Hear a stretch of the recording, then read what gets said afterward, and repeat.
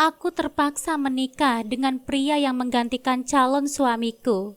Episode 6 tamat. Assalamualaikum sahabat Bunda. Semoga Allah selalu memberikan kesehatan dan kebahagiaan untuk kita semua. Buat sahabat Bunda yang sudah subscribe, semoga rezekinya dilancarkan ya. Amin ya rabbal alamin.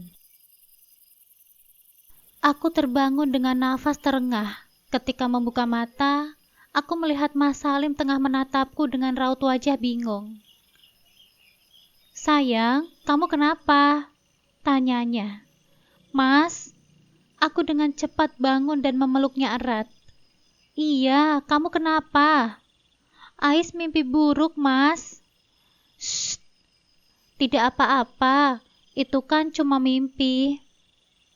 "Tapi tetap saja Ais takut, Mas." Mas Salim melonggarkan pelukan kami, lalu menatapku dengan lembut. "Sudah, jangan dipikirin. Mimpi itu hanya bunga tidur. Lagi pula, kok tumben jam segini kamu sudah tidur?" "Iya, Ais kecapean, Mas. Ais langsung jalan-jalan ke mall bersama Uci dan Ayah. Jadi nggak ada istirahat. Pantes saja kalau begitu. Ya sudah, cuci muka dulu sana. Setelah itu kita makan malam." "Iya, Mas." Setelah mencuci muka, aku bergegas menyusul Mas Salim ke ruang makan.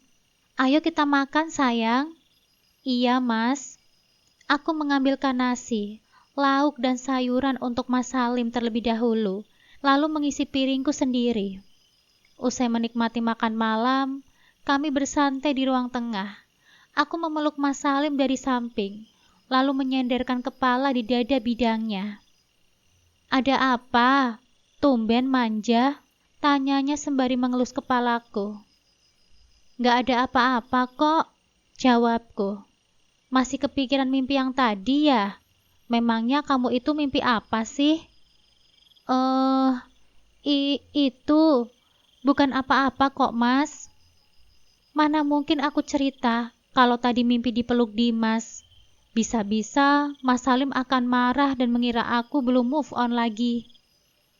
Makanya, lain kali sebelum tidur, kamu baca doa dulu. Ais kan ketiduran, Mas. Mana ingat baca doa." "Oh iya, tadi kok kamu nggak bilang Mas kalau kamu pergi ke mall?"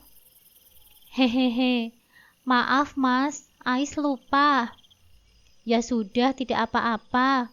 Tapi lain kali bilang dulu ya kalau mau kemana-mana." "Iya Mas. Mas tidak akan melarang kamu untuk pergi bersama temanmu kok. Asal izin dulu dan saat Mas pulang, kalau bisa kamu sudah harus ada di rumah. Oke?" "Oke Mas." "Kalau begitu, sekarang kita istirahat dulu yuk. Mas capek banget seharian ini. Banyak sekali kerjaan di kantor." Aku mengangguk, lalu mengikuti langkahnya pergi ke kamar. Keesokan harinya, aku terbangun ketika mendengar suara seseorang sedang muntah. Ketika sudah benar-benar terjaga, aku menyadari bahwa itu suara Mas Salim. Aku pun bangkit dan menghampiri ke kamar mandi. "Mas, kamu kenapa?" tanyaku khawatir. "Tidak apa-apa sayang, cuma mual, masuk angin kayaknya," jawabnya. "Oh, kalau begitu tunggu sebentar ya. Ais ambilkan minyak kayu putih dulu." Mas Salim mengangguk. "Ini Mas."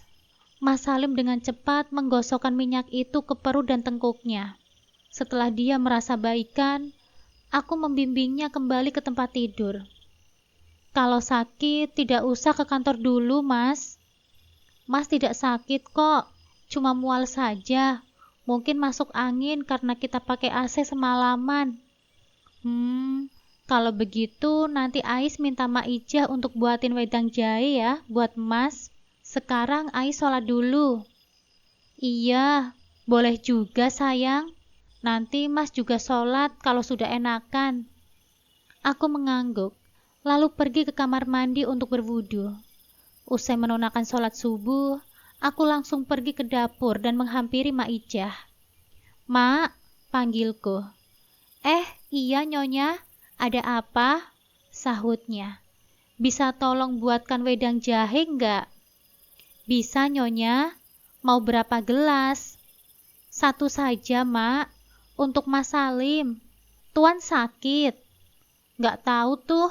Bangun tidur langsung mual-mual. Kayaknya masuk angin, Mak. Oh, ya sudah. Ditunggu sebentar ya, Nyonya. Saya akan buatkan. Iya, Mak. Tidak sampai 10 menit, wedang jahe buatan Mak Ijah pun siap. Setelah menuangkannya ke dalam gelas, aku bergegas membawanya ke kamar.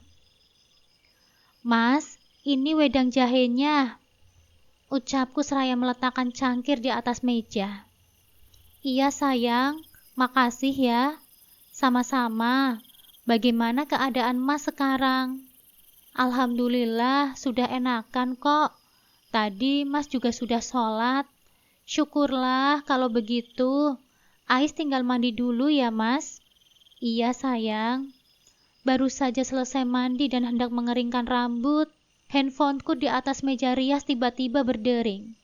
Aku pun segera meraihnya dan melihat nama Uci tertera di layar. Halo, assalamualaikum Uci. Ada apa ya?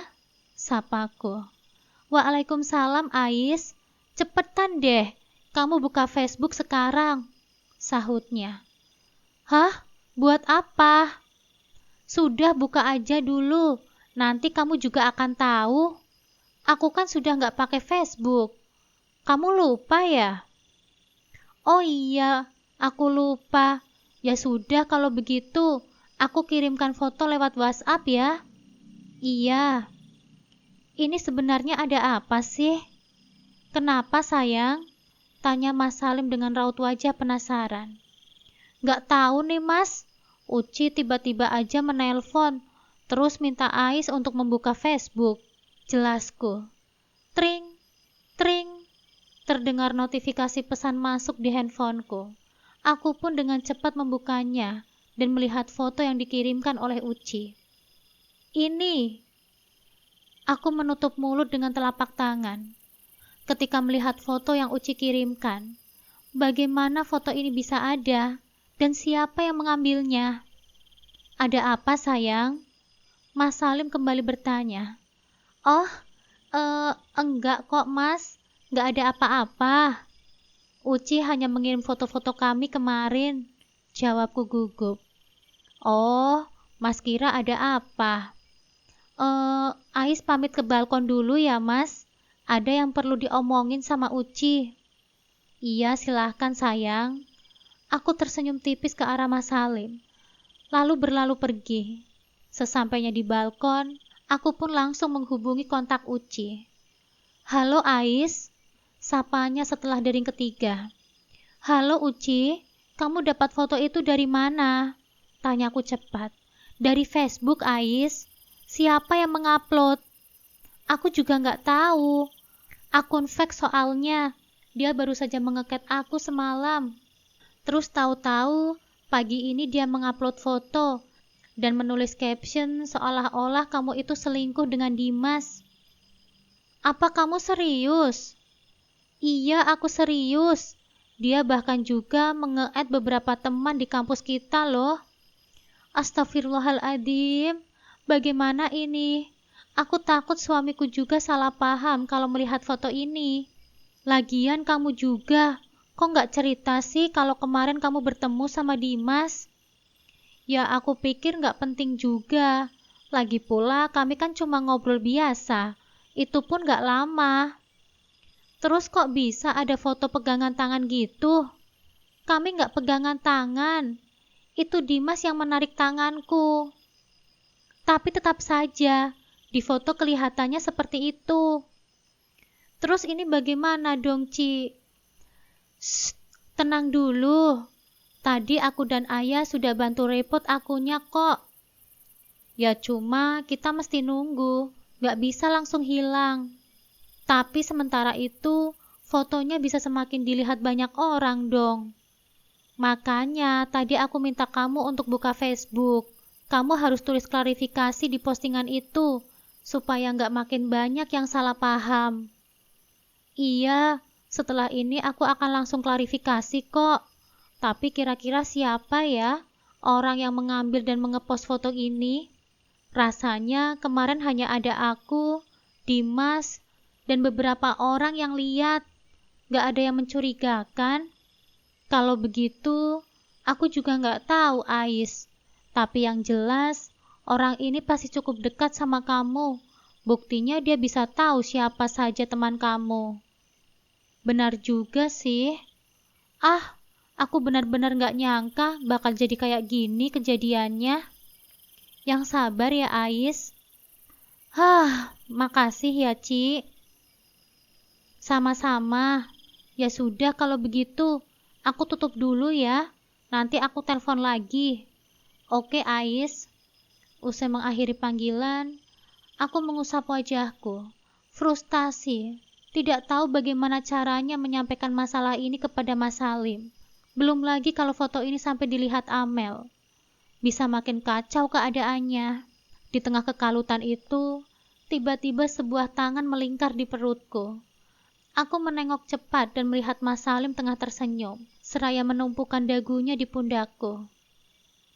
Mas, kamu lagi teleponan sama siapa? Kamu lama teleponannya, jadi Mas susul. Aku tersenyum tipis menanggapi ucapannya. Setelah cukup lama terdiam dalam posisi itu, aku membalikkan tubuhku dan mengubah posisi kami jadi saling berhadapan. Sepertinya ini waktu yang tepat untuk bicara.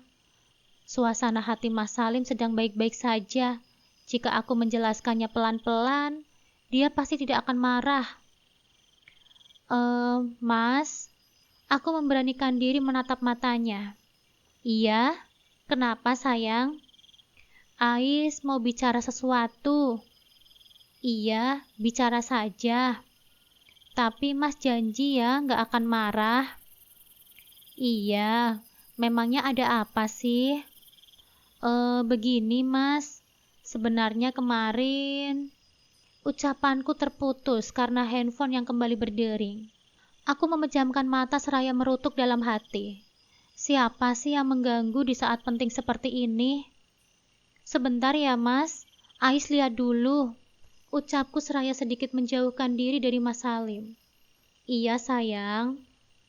Dimas is calling. Mataku membulat, melihat identitas di panggilan. Mau apa dia menelponku? Siapa sayang? Mas Salim menatapku ingin tahu. Ini Mas, Uci. Kayaknya dia kepencet deh. Soalnya kami kan baru saja selesai nelpon. Aku refleks berbohong, karena takut Mas Salim salah paham. Oh, ya sudah. Tadi kamu mau bicara apa? Aduh, apa yang harus aku katakan? Kamu kok diam sih? Mas Salim menyentuh pundakku.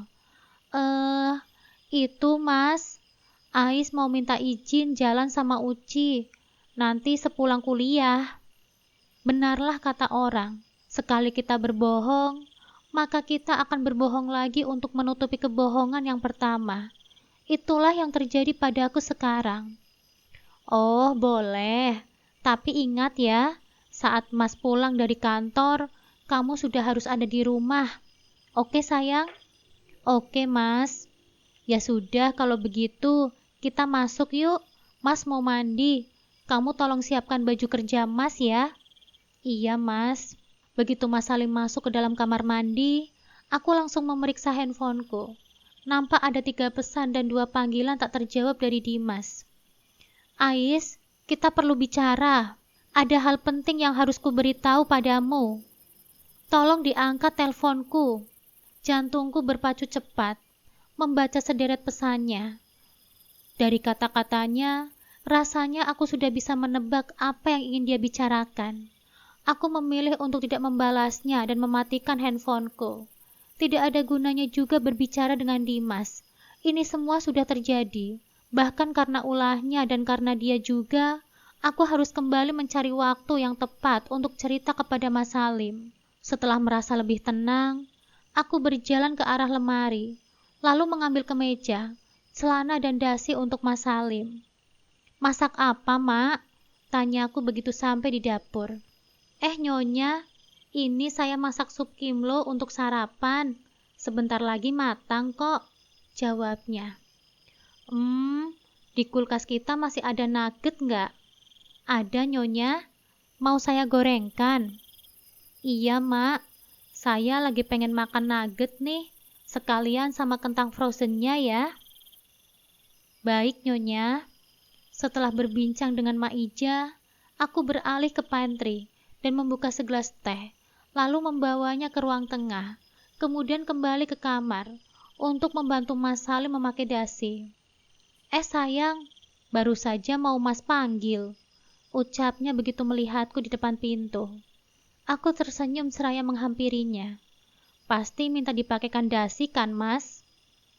Iya, kok tahu saja? Mas Salim menyerahkan dasi di tangannya, lalu merangkul pinggangku. Usai memasangkan dasi, Mas Salim langsung mengecup keningku sembari mengucapkan terima kasih. Aku pun membalas dengan anggukan dan senyuman manis. Sekarang kita sarapan yuk. Ayo. Kok tidak makan nasi, sayang?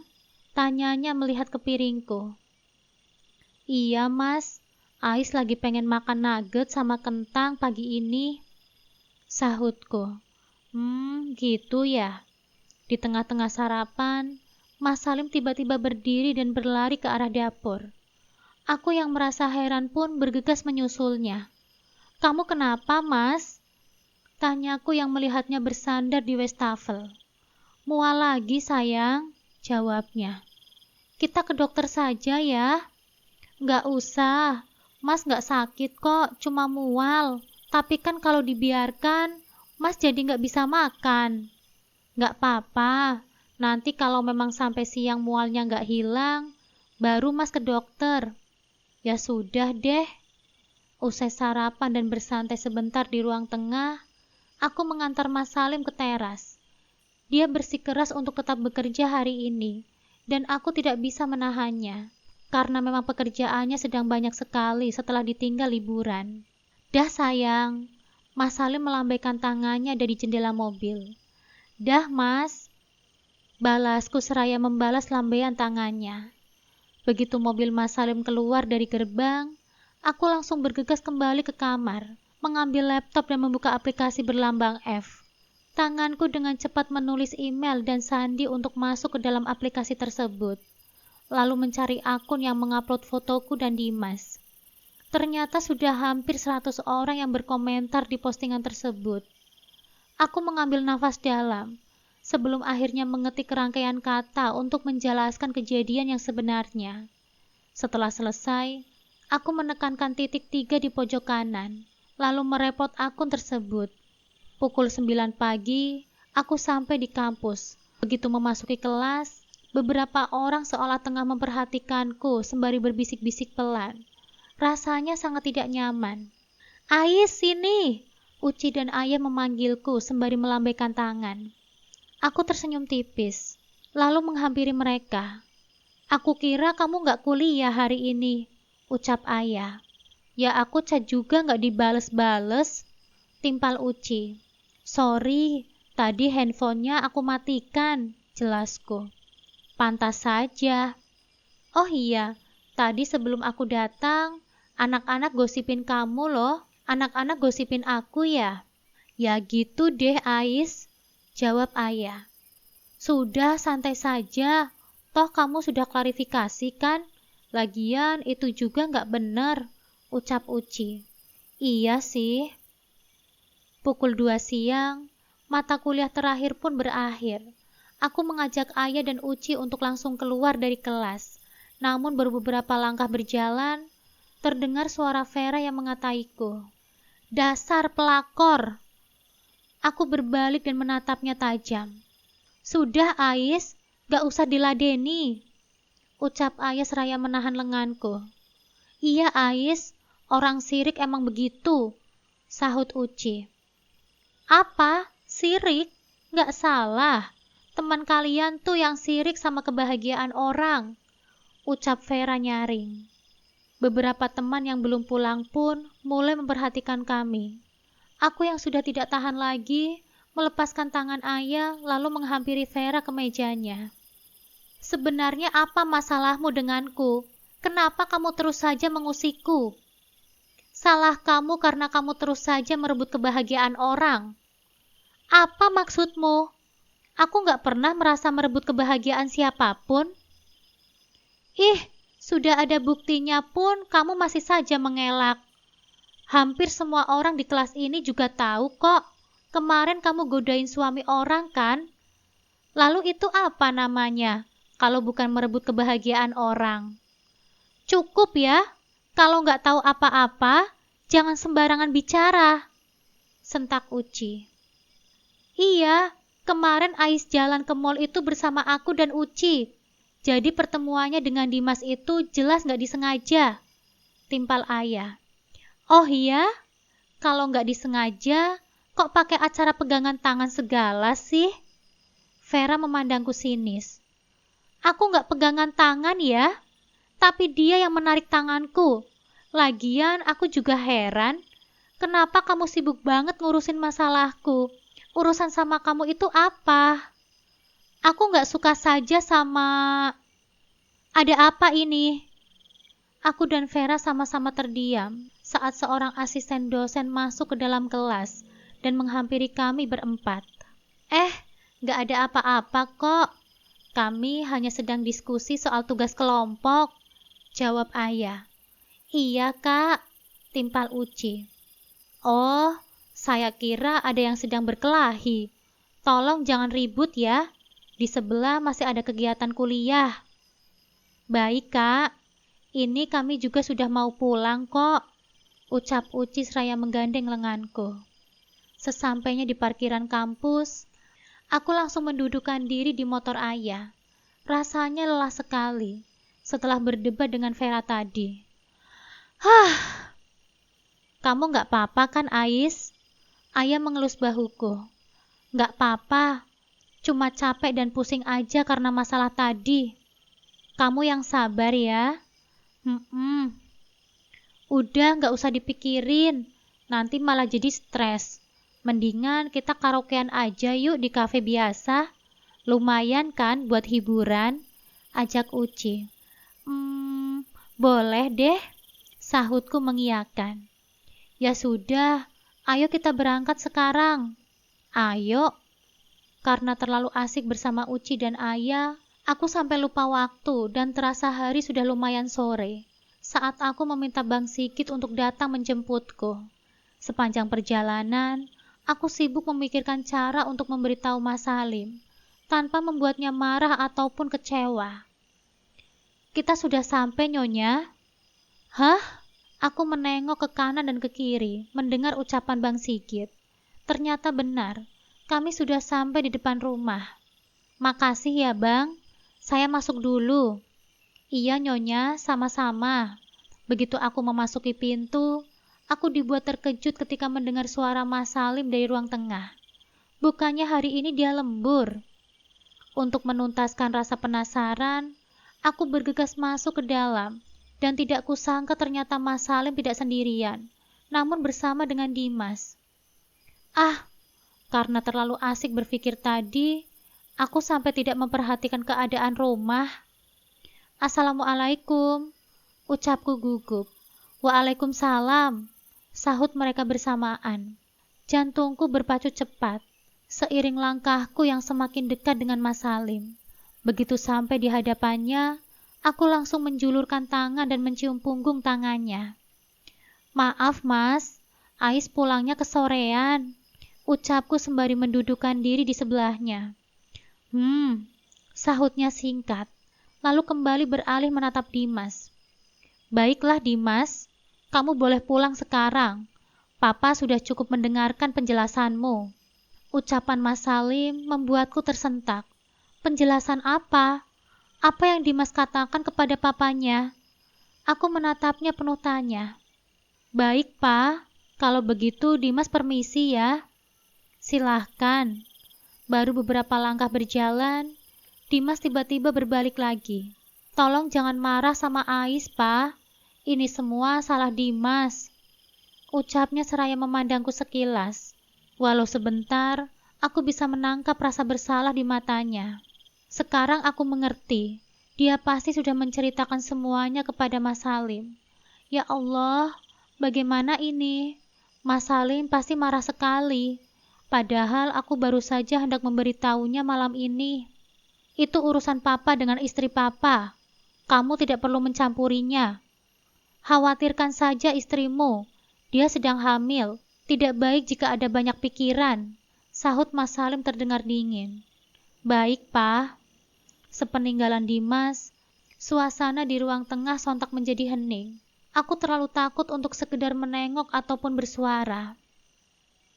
Ikut Mas ke kamar. Nada suara Mas Salim terdengar datar. Meski takut, aku tetap menuruti dan mengikutinya dari belakang. Sesampainya di kamar, Mas Salim berdiri menungguiku. Menghadap ke jendela.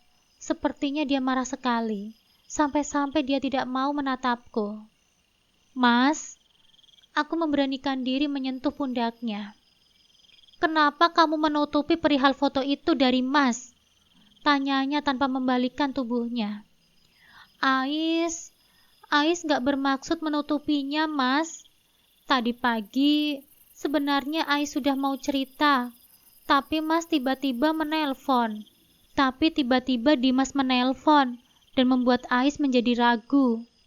Apa jadi tadi pagi kamu itu berbohong sama Mas? Kamu bilang temanmu yang menelpon.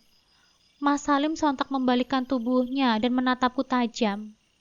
Aku yang sadar telah keceplosan dengan cepat menunduk, menghindari tatapannya yang menyiratkan kemarahan. Maaf, Mas. Ais hanya takut Mas salah paham. Jika tahu Dimas yang menelpon. Jika benar tidak ada apa-apa di antara kalian, kamu seharusnya tidak perlu takut. Aku terdiam. Itu memang benar. Seharusnya tadi pagi aku jujur saja kepada Mas Salim. Mungkin dia tidak akan marah. Kamu benar-benar membuat Mas kecewa. Pertama, kamu tidak cerita jika kemarin bertemu dengan Dimas. Kedua, kamu tidak jujur perihal foto kalian yang tersebar. Dan yang ketiga, kamu berbohong pada Mas. Maafkan aku, Mas. Ais memang salah. Aku mendongak dan menatapnya dengan mata berkaca-kaca. Namun itu sama sekali tidak mengurangi sifat kemarahan di wajahnya. Sekejap kemudian, Mas Salim maju, lalu memegang erat kedua bahuku. Katakan dengan jujur, apa kamu masih mencintai Dimas? Apa? Tentu saja tidak, Mas. Kenapa Mas berpikir seperti itu? Karena selama ini, kamu selalu saja menutupi kesalahan Dimas dari Mas. Ingat, saat dia memelukmu di rumah sakit, kamu juga tidak mengatakannya. Jika Mas tidak bertanya kan?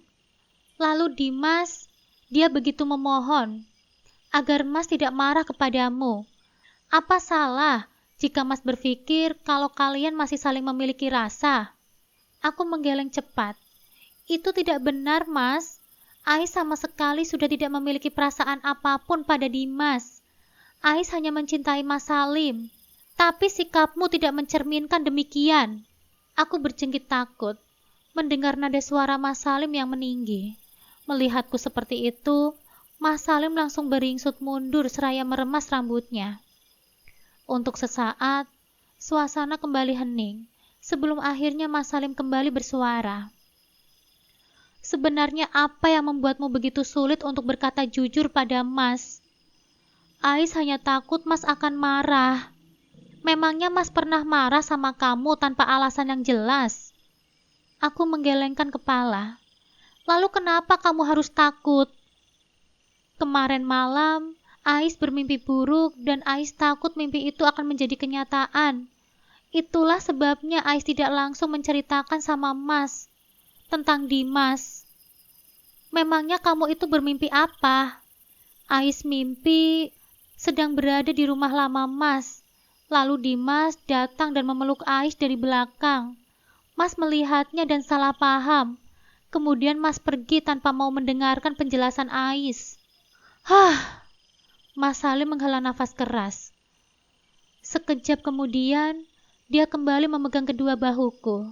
Namun sudah tidak seerat tadi. Sayang, Mas ini pria dewasa. Umur Mas bahkan sudah 40 tahun. Mas tidak mungkin marah padamu hanya karena masalah kecil. Harusnya kamu itu tahu. Tekannya di akhir kalimat. Aku tertunduk menyadari kesalahanku. Padahal sudah pernah Mas katakan kepadamu, kita ini suami istri, harus saling berbagi. Apapun masalahmu, harusnya langsung kamu katakan sama Mas, agar Mas bisa membantu dan masalahnya tidak melebar kemana-mana. Iya Mas, Ais minta maaf. Lagi-lagi hanya itu yang bisa aku katakan. Karena kamu diam, Amel jadi salah paham. Dia bahkan menangis terisak-isak saat menelpon Mas. Dia mengatakan bahwa kamu dan Dimas berselingkuh di belakangnya. Itu tidak benar, Mas. Ais dan Dimas sama sekali sudah tidak punya hubungan apa-apa. Saat itu, Ais hanya menemani ayah membeli topi untuk keponakannya, lalu tidak sengaja bertemu dengan Dimas di sana. Mas tahu, karena Mas sudah menginformasikan hal ini kepada Ardi. Hanya saja, Mas tetap menyayangkan perihal foto kalian yang berpegangan tangan. Ais nggak berpegangan tangan sama Dimas, Mas. Bukankah dia sudah menjelaskan kejadian yang sebenarnya? Dia yang menarik tangan Ais. Tapi tetap saja Mas tidak suka. Allahu Akbar, Allahu Akbar. Suara azan memutus perdebatan kami. Mandilah, setelah itu langsung sholat. Mas duluan. Ucapnya seraya meninggalkanku keluar dari kamar. Aku memandang punggungnya Nanar. Tanpa bisa kucegah, tetes bening itu mulai turun. Mas Salim marah sama aku. 2 jam berlalu, Mas Salim tidak juga kembali ke kamar. Karena sudah tidak tahan menunggu, aku pun turun dan berniat meminta maaf sekali lagi padanya. Namun sesampainya di kamar bawah, aku tidak menemukan dia di sana. Mut, kamu lihat suamiku enggak? Tanyaku pada Muti yang kebetulan lewat di depan pintu. Sepertinya ada di ruang kerja, Mbak. Tadi saya melihat ibu bawain kopi ke sana. Oh, ya sudah, makasih ya. Iya, Mbak, sama-sama. Aku menarik nafas dalam sebelum akhirnya melangkahkan kaki menuju ruang kerja. Begitu sampai, aku langsung mengetuk pintu 3 kali. Mas, Ais boleh masuk? Tanyaku sembari mendekatkan telinga ke pintu. Masuklah, terdengar sahutan dari dalam. Setelah dipersilahkan, aku langsung memutar kenop pintu, lalu masuk dan menghampirinya. Mas sedang sibuk ya? Seperti yang kamu lihat, jawabnya tanpa mengalihkan perhatiannya dari laptop. Maaf Mas kalau Ais mengganggu. Ada apa? Tanya Mas Salim akhirnya mendongak dan menatapku. Ais mau minta maaf soal yang tadi, Mas. Kita bicarakan itu nanti saja ya. Sekarang Mas sedang banyak pekerjaan. Aku mengantupkan bibir, lalu kemudian mengangguk dan keluar dari ruangannya dengan langkah gontai. Ketika hendak menaiki tangga, Muti tiba-tiba menghampiriku. Mbak Ais, makan malamnya sudah siap, Mbak. Disimpan saja dulu, saya belum lapar. Oh, baik, Mbak. Begitu kembali ke kamar, aku langsung melepaskan diriku ke kasur, lalu memeluk guling dengan erat. Sikap Mas Salim tadi benar-benar membuatku sedih. Air mata yang sejak tadi kutahan pun kini sudah tidak bisa terbendung dan mulai membasahi pipiku. Aku tahu aku salah, tapi apa harus dia bersikap sedingin itu padaku? Cukup lama aku larut dalam tangis, hingga tanpa sadar mataku mulai terlelap. Ketika terbangun, jam dinding sudah menunjukkan angka 11. Aku menengok ke samping dan tidak kutemukan Mas Salim. Sepertinya dia masih di ruang kerjanya. Setelah mengikat rambut dan cuci muka, aku bergegas turun menuju ruang makan karena perutku yang terasa keroncongan.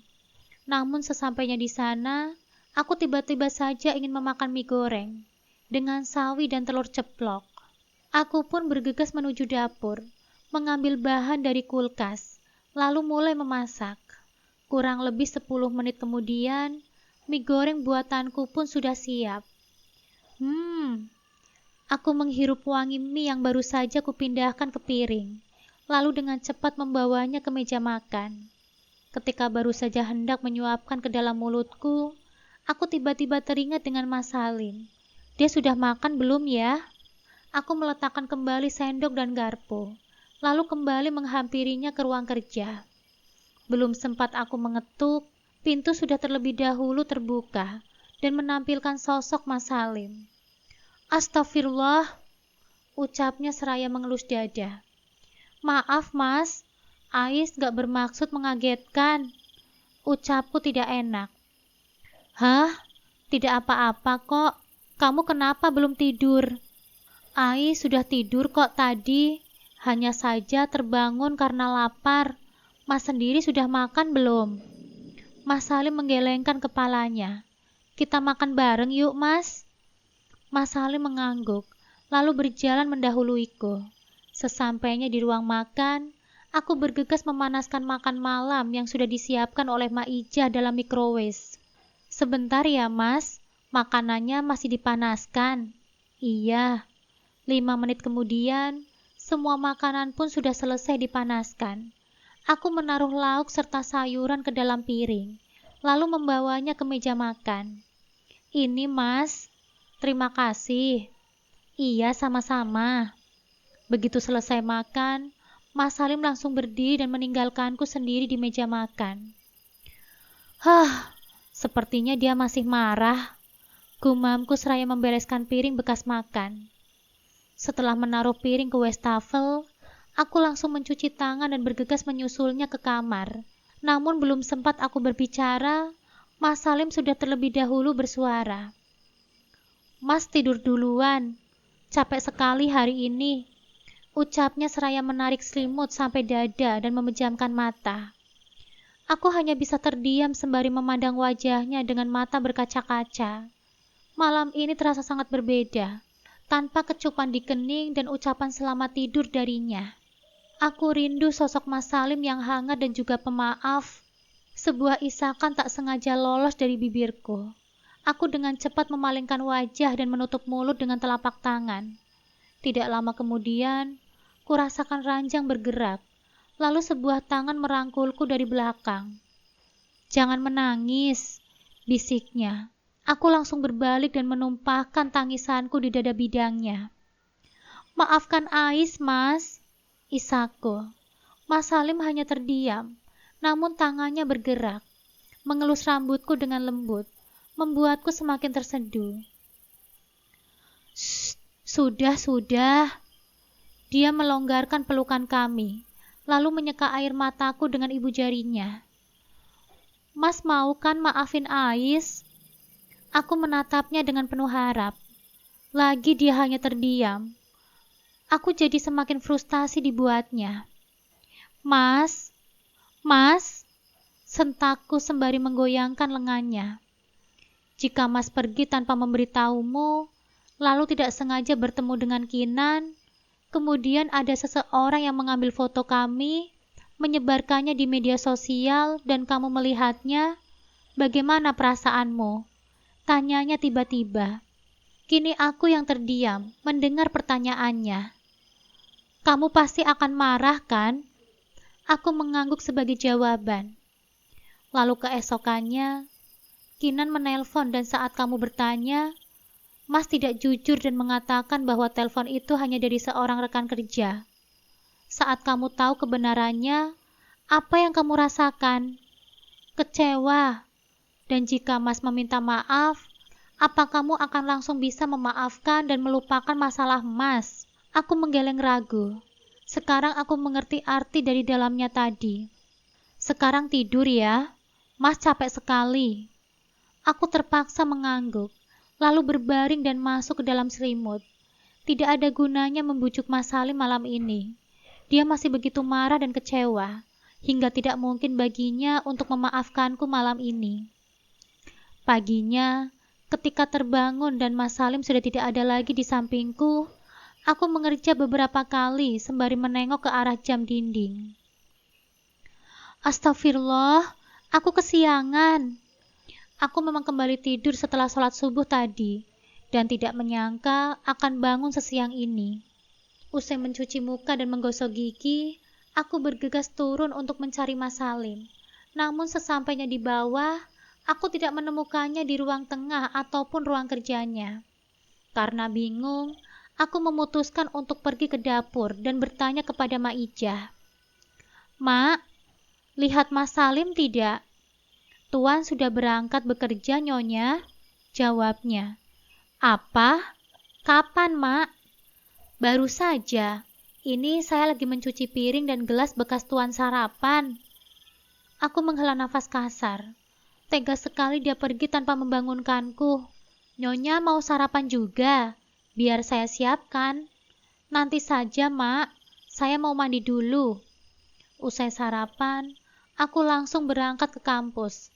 Sepanjang perjalanan, aku tidak henti-hentinya menatap layar handphoneku, berharap ada pesan masuk dari Mas Salim. Namun sayangnya, sampai tiba di kampus pun, tetap tidak ada pesan darinya. Dia benar-benar mengabaikanku. Begitu keluar dari mobil, aku langsung bergegas menuju kelas, lalu mendudukkan diri di bangku kosong di belakang Uci. Kusut banget kamu mukanya, Ais. Tegurnya seraya membalikkan tubuh menghadapku. Timpal ayah yang duduk di sebelahnya. Aku hanya diam dan tidak sedikit pun berubah ekspresi di wajahku. Kamu kenapa sih? Uci menatap ingin tahu. Mas Salim marah sama aku. Hah? Emangnya marah kenapa? Ya karena foto itu. Loh, kemarin kamu bilang Om Salim gak akan marah kalau kamu jujur dan bicara pelan-pelan. Ya masalahnya aku belum sempat jujur. Dia sudah tahu duluan. Kok bisa sih? Tahu dari mana? Tanya ayah penasaran. Amel. Dia menelpon Mas Salim dan menuduh aku selingkuh dengan Dimas. Uci berdecak kesal. Sementara ayah memasang wajah prihatin. Hidup kamu gak bakalan tenang deh, Ais, kalau masih berurusan sama dua makhluk itu. Lagian aku heran, kamu kok mau-maunya sih baikan sama dia? Pakai liburan bareng segala lagi. Sudah jelas-jelas itu perempuan yang bikin kamu ditinggalin di hari pernikahanmu. Masih saja dikasih kesempatan. Omel Uci panjang lebar. Ya mau bagaimana lagi? Waktu itu kan kami tinggal serumah. Gak enak juga kalau bermusuhan. Lagi pula sepertinya dia tulus saat meminta maaf. Ya lihat saja sekarang. Kalau dia memang benar-benar orang yang baik, dia seharusnya meminta penjelasan dulu kan ke kamu. Bukannya asal tuduh dan mengadu yang enggak ke Om Salim. Iya kan ya? Ayah mengangguk. Iya Ais, kali ini aku setuju sama Uci. Aku terdiam sembari memikirkan ucapan Uci. Apa benar Amel tidak sebaik yang aku kira? Sepulang kuliah, aku meminta Bang Sigit untuk mengantarkanku ke rumah Mbak Puput. Aku tidak tahu lagi hendak meminta saran dari siapa lagi, kalau bukan dari Mbak Puput. Di tengah perjalanan, Bang Sigit tiba-tiba mengerem mobil secara mendadak, membuat tubuhku sontak terhuyung ke depan, dan jantungku langsung berdetak kencang. Au, kenapa bang? Tanyaku sembari memegangi perut yang tiba-tiba saja terasa kram. Astagfirullah, maaf nyonya, tadi ada motor yang tiba-tiba saja belok tanpa menyalakan sen. Jadi saya terpaksa mengerem agar tidak menabrak. Jawabnya seraya menengok ke belakang. Tolong menepi sebentar bang, perut saya rasanya kram. Baik nyonya. Aku mengusap perutku dengan pelan, berharap agar kramnya berkurang. Kita ke rumah sakit saja ya nyonya. Saya takut nyonya kenapa-napa. Gak usah bang, paling nanti juga kramnya hilang kok. Saya cuma kaget saja tadi. Setelah merasa baikan, aku meminta Bang Sigit untuk melanjutkan perjalanan. Sesampainya di rumah Mbak Puput, aku bergegas masuk dan meminta Bang Sigit untuk menunggu di teras. Assalamualaikum. Sapaku pada Mbak Puput yang sedang duduk di sofa ruang tamunya. Waalaikumsalam. Duduk Ais, sahutnya. Iya mbak, mau minum apa? Teh hangat saja deh mbak. Tumben, biasanya kalau kesini pasti minumnya es Milo. Iya, lagi pengen yang hangat-hangat mbak. Ya sudah, tunggu sebentar ya. Aku mengangguk seraya tersenyum tipis. Tidak lama kemudian, Mbak Puput kembali dengan membawa 2 cangkir teh di atas nampan. Setelah menaruh satu di hadapanku, dia berlalu keluar dan memberikan cangkir satunya kepada Bang Sigit. Mukamu kayak orang banyak hutang saja, Ais. Celutuknya setelah kembali dan duduk di sampingku. Bukan banyak hutang, Mbak, tapi banyak masalah, sahutku. Lagian sih, siapa suruh kamu bohong? Ya, aku memang sudah menceritakan garis besar masalahku pada Mbak Puput lewat chat tadi. Makanya dia tahu. Iya, Ais kan sudah mengaku salah. Sekarang bantuin dong. Gimana caranya biar Mas Salim gak marah lagi? Kamu sudah minta maaf kan? Ya sudahlah Mbak, berkali-kali malah. Oke kalau begitu, Mbak punya saran. Apaan Mbak? Aku menatapnya antusias. Gini, nanti sebelum dia pulang kerja, kamu mandi, terus dandan yang cantik. Jangan lupa pakai baju yang dia suka. Terus, begitu dia masuk ke kamar, kamu bantuin dia buka jas sama dasi. Terus tanya, capek ya mas? Mau mandi atau mau ngopi dulu? Nah, kalau dia menjawab mau mandi, kamu siapin air hangat di bathtub. Terus pijitin deh sambil dia berendam. Sekalian kamu minta maaf. Yang bener saja mbak. Enggak Ais malu. Lah, kenapa kamu harus malu? Kalian kan suami istri. Iya sih, tapi Ais kan gak biasa kayak gitu. Ya dibiasain dong. Laki-laki itu sukanya dimanja. Lagian tadi katanya minta saran. Sudah dikasih saran malah gak mau dipraktekin. Aku nyengir melihat wajah cemberut Mbak Puput. Iya, maaf. Nanti Ais coba deh. Nah gitu dong. Mbak yakin 100% Pak Salim pasti akan luluh. Amin. Makasih ya Mbak. Iya sama-sama. Begitu sampai di rumah, aku bergegas menuju kamar, bersiap-siap untuk menyambut Mas Salim pulang dari kantor. Setelah mandi, aku memakai gaun tidur yang waktu itu dibelikan olehnya saat kami hendak liburan, lalu memoles make up tipis di wajahku. Tidak lupa pula menyemprotkan parfum beraroma vanila ke leher dan lenganku. Tepat jam 6 sore, pintu kamar terbuka.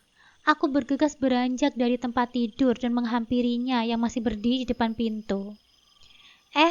Mas sudah pulang? Tanyaku seraya tersenyum manis. Iya, jawabnya. Mau mandi atau mau ngopi dulu, Mas? Mandi saja. Kalau begitu, Ais bantuin bukain jasnya ya, Mas? Iya. Aku membuka 2 kancing bawah jasnya terlebih dahulu, lalu menariknya ke belakang. Setelah itu, melonggarkan ikatan dasi di lehernya, sebelum membuka simpulnya. Lalu entah dapat ide dari mana, aku berjinjit dan mendaratkan sebuah kecupan di pipi kirinya.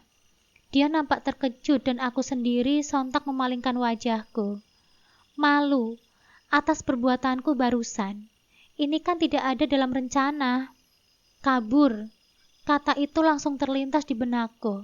Namun sayangnya, baru saja berbalik, tanganku sudah dicekal olehnya. Mau kemana? Nyiapin air hangat untuk Mas mandi. Tanggung jawab dulu. Tanggung jawab untuk apa, Mas? Karena sudah bikin Mas gak tahan pengen meluk kamu. Tepat setelah berkata seperti itu, Mas Salim menarikku ke dalam pelukannya, lalu mendaratkan sebuah kecupan di puncak kepalaku. Aku terdiam sembari menikmati perlakuannya. Setelah beberapa menit berlalu, aku memberanikan diri untuk bicara. Mas, maafin Ais ya. Itu apa? Iya atau tidak? Aku mendongak menatapnya. Iya, alhamdulillah. Makasih ya, Mas. Tapi ada syaratnya. Mas Salim merenggangkan pelukan kami, lalu menatap lekat kedua bola mataku. Apa, Mas? Jangan pernah mengulangi kesalahan yang sama ya. Mas paling tidak suka dibohongi. Aku mengangguk cepat, tanda mengiyakan ucapannya. Iya, Mas. Ais janji gak akan berbohong lagi. Dan satu lagi, mulai besok, kemanapun kamu pergi, kamu akan dikawal oleh Ardi. Apa? Gak Mas. Ais, Mas tidak sedang bernegosiasi sayang. Potongnya. Ini yang terbaik untuk kamu. Aku terdiam, sembari memasang wajah keberatan. Menurutku keputusan Mas Salim terlalu berlebihan. Jangan cemberut. Mas melakukan ini karena Mas sayang sama kamu, dan agar Dimas tidak bisa macam-macam lagi. Mas Salim membelai lembut pipiku. Ais tahu, tapi Ais gak nyaman kalau harus diikuti sama Ardi kemana-mana. Kamu tenang saja, dia tidak akan berada terlalu dekat denganmu. Kamu masih punya privasi. Yang benar. Iya, Mas memintanya untuk mengawalmu dari jauh, hanya untuk berjaga-jaga kalau kamu tidak sengaja bertemu dengan Dimas lagi. Baiklah kalau begitu. Nah, gitu dong. Mas senang kalau kamu nurut. Mas Salim menangkup kedua pipiku, lalu membubuhkan sebuah kecupan di kening. Aku tersenyum, lalu melingkarkan tangan di pinggangnya. I miss you. I miss you too, sayang. Seminggu setelah foto itu tersebar, hubunganku dengan Mas Salim terasa lebih renggang. Mas Salim tidak pernah marah secara langsung, tetapi aku bisa merasakan ada jarak di antara kami. Sikapnya dingin, tidak banyak bicara, dan sering terlihat termenung. Aku tahu dia sedang mencari kebenaran. Hingga akhirnya, semuanya terungkap. Setelah penyelidikan melalui orang kepercayaannya, Mas Salim mengetahui bahwa dalang di balik semua ini adalah Tante Kinan. Ternyata waktu itu dia sengaja melihatku dan Dimas di pusat perbelanjaan. Namun momen singkat itu diabadikan oleh Tante Kinan dalam sebuah foto yang diambil dari sudut yang sangat mengarah pada kesalahpahaman. Ketika Mas Salim menyampaikan hasil penyelidikannya kepadaku, aku melihat kemarahan sekaligus kekecewaan di matanya. Sayang, aku minta maaf kalau ternyata dalang dari semua ini adalah Kinan. Ucapnya dengan nada lirih. Aku terdiam, tidak tahu harus berkata apa. Setelah mempertimbangkan segalanya, Mas Salim akhirnya mengambil keputusan tegas. Ia memutuskan hubungan dengan Tante Kinan dan tidak ingin melihatnya lagi. Aku tidak bisa memaafkan pengkhianatan ini. Aku sudah cukup bersabar, katanya dengan tegas. Namun di tengah semua kekacauan itu, aku membawa kabar bahagia. Setelah mengalami mual-mual selama beberapa hari, terutama saat naik mobil bersama Bang Sigit, aku memutuskan untuk memeriksakan diriku. Dan hasilnya, aku positif hamil. Saat aku menyampaikan kabar itu kepada Mas Salim, air matanya jatuh. Kali ini bukan air mata kesedihan, melainkan kebahagiaan. Aku akan jadi ayah, tanyanya dengan suara gemetar. Aku mengangguk pelan. Tanpa berkata apa-apa, ia langsung menarikku ke dalam pelukannya, mendekapku dengan erat seakan tidak ingin melepaskanku lagi. Setelah kejadian ini, Mas Salim pun memutuskan untuk membuat perjanjian tertulis dengan Dimas. Dia meminta Dimas untuk fokus pada Amel dan memastikan bahwa dia tidak akan mengganggu hubungan kami lagi. Dimas yang mungkin merasa bersalah, akhirnya menyetujui perjanjian itu. Aku tidak tahu bagaimana perasaannya, tapi yang pasti, aku lega karena masalah ini akhirnya selesai. Setelah semua badai yang kami lalui, aku dan Mas Salim akhirnya bisa bernafas lega. Kami menikmati setiap momen kebersamaan kami, merajut kembali kasih sayang yang sempat terkoyak. Hari demi hari berlalu, Mas Salim menjadi lebih perhatian, bahkan semakin romantis.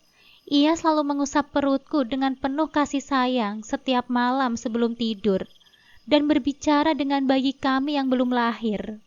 Ayah janji akan selalu melindungi kamu dan ibumu, bisiknya pada perutku. Melihatnya seperti itu, membuatku semakin yakin bahwa aku telah memilih pria yang tepat untuk menjadi pendamping hidupku. Dan akhirnya, setelah perjalanan panjang yang penuh cobaan, kami sampai pada titik di mana kebahagiaan tidak lagi menjadi sesuatu yang kami cari, tetapi sesuatu yang sudah kami genggam dengan erat.